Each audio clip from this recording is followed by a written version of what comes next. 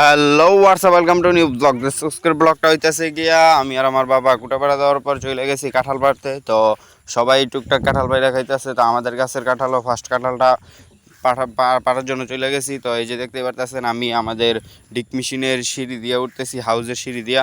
তো এটা হইতেছে হাউস। যাই হোক গাইস, আমি আমাদের বাড়ির একটা ফ্যাক্টরি আছে, তো সেই ফ্যাক্টরির চালের উপর দিয়ে যাইতেছিলাম। ফ্যাক্টরির সাথেই আমাদের কাঁঠাল গাছ। তো চালের উপর দিয়ে যাই, এই যে দেখতে পারতেছেন যে কাঁঠাল।